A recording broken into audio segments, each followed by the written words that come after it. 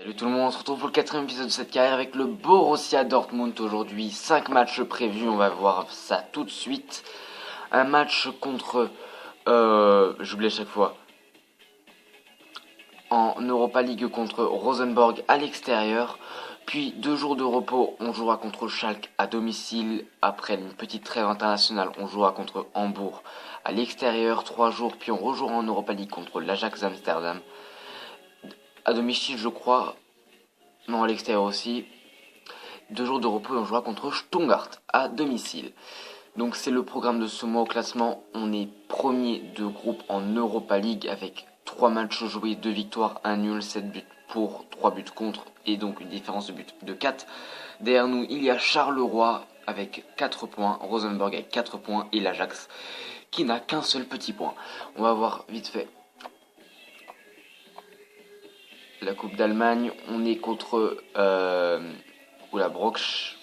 Je n'arriverai jamais à dire le nom de cette équipe, on verra ça plus tard, mais ça ne concerne pas ce mois-ci. Donc ce n'est pas important. Donc on est premier de Bundesliga avec 11 matchs joués, 10 victoires, 1 match nul et 0 défaite. Derrière nous, on va faire vite fait les points de Schalke. Schalke a 26 points, Mönchengladbach a 24 points. À égalité avec Hoffenheim, donc 24 points, qui est aussi à égalité avec Wolfsburg, 24 points. Le Borussia Leverkusen qui avec le Bayer, faut que je me réveille. Le Bayer Leverkusen qui avec 19 points et qui domine d'un point le 7ème, le Bayern de Munich. Quand même assez chaud le Bayern de Munich en ce début de saison. Ils sont pas au top. Donc on va faire jouer l'équipe B pour ce match, mais je vais passer tout ça, on se retrouve pour le premier match.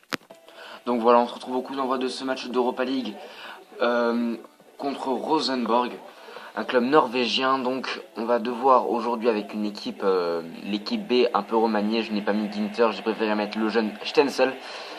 Je n'ai pas mis Traoré ou Fekir en buteur, j'ai mis Julian Beg. Pourquoi j'appelle pas Julien, il est français, Julien Beg. Donc Wenderfeller dans les cages, ça va être c'est un excellent gardien, mais bon, il choisit ses matchs, on peut le dire, il choisit ses matchs. Du Tolisso, du Felipe Anderson, qui a 80 de général d'ailleurs. On va vite fait voir cette équipe, si le jeu le veut bien. Voilà Rosenborg qui met du Hansen, du Svensson, du Jordal. Excusez-moi si j'écorche les noms encore. Du Reginiussen, Risky, ouais je passe, sinon je n'arrive pas à lire. Du Jensen, et voilà. J'ai dit quelques joueurs, il n'y en a pas un seul que je connais, vu que je ne connaissais même pas le club avant de jouer ces matchs d'Europa League. Donc voici mon équipe avec Wenderfeller, Stetzel, Sarr, Jones qui fait partie de l'équipe B pour aujourd'hui, voilà. Schmelzer, Tolisso, Weigl, Castro, Anderson, Beg et Hoffmann. C'est parti donc pour les buts de cette rencontre. Fin de cette première rencontre sous le score de 1 but à 0. Le seul but du match a été marqué dès que j'ai arrêté de filmer. Pourquoi il n'y en a pas eu d'autres? Tout simplement parce qu'il y avait eu pas l'envie du Borussia de marquer un deuxième but. Il y avait un flux de nullité impressionnant, mais bon. Après il y a eu un autre fait de match, c'est ce carton rouge magnifique. À la 48e minute, on a fait une mi-temps en infériorité numérique, mais je trouve que ce carton rouge là était mérité déjà pour commencer et a donné un petit coup de jeu à l'équipe. Ils se sont dit: ah merde, faudrait qu'on commence à jouer parce que sinon on va perdre. Après ils ont commencé à jouer. Donc voilà. Alors 8 tirs à 8, 2 tirs cadrés à 2, 52 de possession à 48, pardon. L'homme du match, c'est Wenderfeller qui a fait 8 arrêts. Beg n'a même pas tiré, je crois. Non. Voilà. Ouais, c'est un match assez nul en somme. On passe au deuxième match de cette vidéo. C'est le choc de cette vidéo. Le Borussia Dortmund affronte le club de Schalke 04. Ça va être très compliqué. Oui, j'ai sorti un accent allemand tout à fait dégueulasse. Mais bon. Ils sont 3e Schalke. Ça va être compliqué de les déranger. Mais bon, on va faire de notre mieux. On va vite fait voir le classement et J'ai passé très très vite le classement, mais ce qui m'intéresse moi, c'est surtout les compositions d'équipe. Voilà la composition d'équipe. Non, il veut pas les donner. Il veut pas les donner, c'est ça? Non, il veut pas les donner, donc je vais les donner oralement, comme ça. Donc, on a mis l'équipe type avec un changement, c'est que Ayan a pris la place de Jones. Donc on a du Aubameyang, Royce, Fekir, Kagawa, Shaheen, Bender, Derm, Hummels, Ayan, Ginter et Berkey. Alors qu'ils ont Huntelaar, Meyer, Mirallas, Sam, les deux défenseurs, les deux milieux défenseurs, je ne les connais pas. Kolasinac, Nadzasic, Neustander, Kaysara et Farman au but. C'est parti pour les buts de cette rencontre. Fin du match, donc un match nul. Nul et pourri, voilà. Aucun but, une équipe de Dortmund vraiment dépassée par les événements, par les offensives très répétées de Schalke. On n'a pas su trouver les chemins de leur filet, voilà, à plusieurs occasions où ils ont failli nous mettre à mal. On va voir quelques occasions comme ce tir raté de Reus. On va voir vite fait ça. Mais nous on attaque que de loin quand même, hein, que de loin. Pour l'instant je remarque qu'on a galéré à passer. Ça c'était un peu l'occasion du match pour Dortmund, ça je m'en souviens bien. Mais c'est complètement loupé. Après tir encore raté pour Huntelaar. Et c'est que les tirs de loin. Tir raté pour Fekir, le dernier tir à la 88e minute. Un match vraiment pas très très bien joué par Dortmund. Qui a quand même 7 tirs, dont 2 cadrés, 2 tirs pour Schalke qui n'ont pas été cadrés, 42% de possession à 58. L'homme du match, c'est Hummels, avec une note de 7,2. Vous voyez que l'équipe est vachement en dessous de ce qu'elle peut faire. On passe au troisième match de la vidéo. Et on se retrouve pour le troisième match de cette vidéo. On affronte Hambourg. Donc au Volkspark Stadium. Ça va être un match assez compliqué, on va dire quand même qu'Hambourg c'est pas une équipe à la con. Hambourg c'est une bonne équipe. Hambourg c'est une équipe qui peut nous faire mal. Et je crois qu'ils en ont encore rien à branler de nous mettre les compositions d'équipe. Oui, tout à fait. Merci FIFA, vous m'êtes vraiment sympa. Bon, donc j'ai décidé de mettre une équipe type aussi un peu remaniée, surtout en attaque. La défense ne change pas, le milieu change un peu parce que Reus prend un rôle d'MOC pour seconder Aubameyang. Et les alliés, c'est plutôt du Felipe Anderson et du Januzaj. L'équipe d'Hambourg, je vais vous la montrer aussi parce que c'est aussi une équipe importante, hein, avec Olisch en attaque, Hunt, Ilisevic, Stebert. Je connais toujours pas les milieux défenseurs centrales. Merci FIFA de pas nous montrer les compositions d'équipe avant le match. Ostrzolke, Spanic, Kleber, Dick Meyer et oula, le gardien que je ne connais absolument pas. C'est bizarre, je connais beaucoup de gardiens mais pas lui. Drobny. Donc c'est parti pour les occasions ou les buts de cette rencontre. Fin de ce match, match très serré entre deux équipes qui avaient l'envie de gagner. Au final, un seul héros, on peut appeler ça comme ça, a départagé le match. Marco Reus, on va dire comme ça, il a réussi à marquer un but pas franchement les plus beaux de sa carrière, mais bon, c'est un des plus importants vu qu'il nous permet encore de garder l'avantage dans ce match, de prendre l'avantage et nous donner la victoire. Donc vu qu'après il n'y aura pas d'autres buts et quasiment pas d'autres occasions, donc une seule occasion pour Hambourg qui n'a pas été cadré, 4 tirs pour le Borussia Dortmund, dont 3 cadrés. 53% de possession quand même pour Hambourg. L'homme du match c'est Marco Reus, vous vous en doutez un peu, avec une note de 7,4. On passe à l'avant-dernier match de cette vidéo.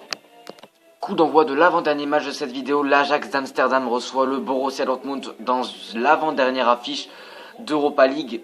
Ça va être quand même assez compliqué pour sortir, pour que l'Ajax sorte de cette poule avec le ticket des 8, des 3, des 16e de finale, je crois, vu qu'ils sont pas mal, ils sont pas bien placés, ils sont 3e, et Charleroi est mieux placé qu'eux. Et en plus, ils affrontent le Borussia Dortmund, donc c'est assez chaud. Mais ce qui va quand même être compliqué aussi, c'est qu'on va affronter Amsterdam là-bas. Ça va jouer dans ce match, vu que c'est quand même une très bonne équipe. Je connais aucun joueur, mais c'est une très bonne équipe. Mais voilà, je vais quand même faire le maximum. Voilà, maintenant on laisse les compositions d'équipe, il nous les met, c'est sympa. Avec Milic, Fischer, El Ghazi, Clausen, Gudlige, Serrero. Ouais, je découvre tous les joueurs. Et j'ai encore mis un 11 de départ différent. En attaque, j'ai préféré mettre Traoré, Fekir et Hoffman avec Castro, Tolisso, Weigl au milieu de terrain. Et en défense, Park, Joao, Ayan, Sarr, Stenzel et Wenderfeller dans les cages. Ça va être parti pour ce match d'Europa League en espérant qu'il y ait beaucoup plus de buts que dans les derniers matchs. C'est parti. Fin du match, encore un match rudement mené par les deux équipes et au final un seul but des partages. Les deux équipes, c'est le but de Corentin Tolisso à la 20e minute où on voit qu'on marque très vite sur encore beaucoup de chance. Alors, et ensuite, il y a pas eu grand chose, hein, un tir raté, un poteau d'ailleurs, très beau poteau quand même de Weigl. Je comprends toujours pas comment il a fait pour le louper, mais bon. Très bonne occasion, un poteau aussi pour l'Ajax Amsterdam. Absolument pas. C'est absolument pas un poteau, c'est un tir raté, c'est là le poteau. C'est vrai que c'était chaud là. C'est vrai que c'était chaud. Non. Ensuite, 2 tirs pour l'Ajax qui n'ont pas été cadrés à 8 tirs, dont 4 cadrés pour le Borussia Dortmund, 55% de possession à 45. L'homme du match, c'est l'unique buteur Corentin Tolisso. Et on passe, les gars, au dernier match de cette vidéo. Dernier match de cette vidéo, le Borussia Dortmund accueille Stuttgart, un club que je ne connais pas beaucoup, Stuttgart. Je ne sais pas si je vais réussir à les battre. En fait, je les connais que dans FIFA. En vrai, je ne sais pas s'ils sont forts ou faibles. Je connais pas beaucoup de joueurs de ce club. Mais voilà. Donc la composition d'équipe, Romain Burki, Ginter, la défense normale quoi. Juste le seul changement, c'est qu'il y aura Julien Beg qui va prendre la place de Fekir. Julien Beg qui pourrait faire le travail sur ce côté. C'est pour ça donc je connais Tchèque Diabaté. C'est déjà bien. En plus, il n'est pas vraiment ici. Normalement, il est à Bordeaux. Alexandru Maxime, Cruz, Kotik, Die, Geithner et les autres, je n'ai pas pu lire. On va passer donc aux actions. La meilleure défense quand même. On va passer aux actions du dernier match de cette vidéo. C'est parti. C'est la fin du dernier match de cette vidéo les gars. Et au final, une victoire. Certes, encore 1-0. Parce qu'ils aiment bien les petits scores aujourd'hui. Ils se sont dit, on va pas chercher trop haut, on va mettre un but et ça suffit. En plus, ce qui est drôle, c'est que c'est jamais le même buteur. Là, c'est Aubameyang qui s'est dit, bon, je vais faire ma petite œuvre, je marque un but et puis je me calme. Non, sans déconner. Il y a eu une belle équipe, c'était le meilleur match que j'ai fait, mais il y a eu un gardien en face qui a arrêté de ses occasions. Il les montre pas ou il les montre, je ne sais pas. Est-ce que c'est celle-là? Regardez, c'est abusé ce que le gardien stoppait. C'est juste dommage qu'on n'a pas eu un peu plus de chance, on les aurait mis. Donc 10 tirs, dont 6 cadrés pour le Borussia Dortmund, à 4 tirs, dont un seul a été cadré seulement. 41% de possession à 52. L'homme du match, c'est l'unique buteur avec une moyenne de 7,8 pour Aubameyang. Oui, je suis en train de mourir, oui. Donc, au terme de cette vidéo, on peut compter qu'il n'y a pas eu beaucoup de buts. Il n'y a eu que 4 buts dans cette vidéo. Pourquoi on peut se dire que l'équipe n'a simplement pas été assez efficace offensivement. Mais bon, On a eu les points à chaque fois. On a eu une victoire contre Rosenborg 1-0. Un match nul quand même assez bien mérité parce que Schalke aussi jouait très bien. La victoire face à Hambourg 1-0, la victoire face à l'Ajax 1-0 et la victoire face à Stuttgart 1-0. On va vite fait voir prochaine vidéo, il y aura 4 matchs. Et oui, 4 matchs, ça va faire bizarre de tourner moins de matchs. On aura le match contre Wolfsburg, j'aurai le match contre Charleroi, contre... Oula. Donc là, je vais prendre mon temps pour dire le nom de cette équipe. Contre Brunswick. Et en plus, ils ne vont pas dire tous les trucs qu'il y a avant, quoi. Parce que le mot qu'il y avait avant est encore plus long. Et contre Cologne, donc il y aura 2 matchs de Bundesliga, un match d'Europa League, le dernier match de poule d'Europa League et les 8e de finale de Coupe d'Allemagne. Ça sera dans la prochaine vidéo, la semaine prochaine. Et après, on aura les transferts. Qu'est-ce qu'on voulait voir aussi? Le classement, voilà. Le classement, on est toujours premier. Ben oui, on n'a pas perdu, on n'a pas réussi à se faire attraper par le Borussia Mönchengladbach qui commence à prendre une petite distance au bout du 14e match. On leur a mis 7 points et ça fait mal quand même. 7 points de différence. Ensuite, le Bayern qui rentre enfin dans le top 6. Ouais, ils doivent être contents là. Stuttgart, non, ils n'étaient pas si bons, ils sont 17e. Par contre, c'est un peu choquant quand même le Bayern 6ème. Hein. Moi, je trouve ça choquant. Borussia Mönchengladbach qui font une très bonne saison. Schalke aussi, Hoffenheim aussi, Wolfsburg aussi.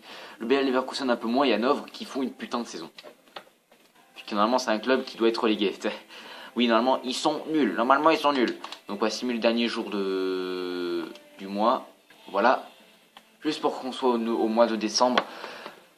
Donc je vous ai un peu tout présenté, on va faire un petit rapport d'équipe pour voir s'il y a des joueurs qui ont bien augmenté de plus 2, je ne pense pas, donc Burki qui ne prend rien, Ginter qui prend un plus 2, Jones qui prend un plus 1, Hummels qui prend un plus 2, Durm qui prend plus 1, Bender qui ne prend rien, Shine qui ne prend rien, Kagawa qui prend plus 1, Nabil Fekir un peu déçu qui ne prend rien, Aubameyang qui prend plus 1, Reus qui prend plus 1, Veig qui prend plus 4 ou lui il fait très mal, Hoffman qui ne prend rien, José qui prend plus 1, Wenderfeller qui perd un point, Castro qui ne prend rien, plus 2 pour Tolisso, rien pour Bonman, un plus 5 pour Sarr, un plus 2 pour Traoré, un plus 3 pour Stenzel, un plus 2 pour Saurland, un plus 2 pour Harder, Julien Bey qui prend plus 3 quand même, il est pas mal ce joueur. Est-ce qu'il a déjà passé la valeur des 1 million? Non, pas encore. Claude Guillot qui prend rien. Et je l'ai pas fait jouer aujourd'hui, c'est vrai, j'aurais pu. Ayan qui prend un plus 1. Anderson un plus 1 aussi. Et sinon, il y a Blaskowski, mais il est prêté à 29 ans, il prend un plus 1 quand même. Un respect pour ce type. Après, les autres, c'est des joueurs prêtés. Dutch, il est prêté en plus. À Salzbourg. Non, à Leipzig. C'est un autre club. Donc les gars, c'est la fin de cette vidéo. Si elle vous a plu, n'hésitez pas à liker, à vous abonner à la chaîne pour la suite de cette carré. Il reste encore quelques épisodes à tourner. On se retrouve donc très vite pour une prochaine vidéo. A plus.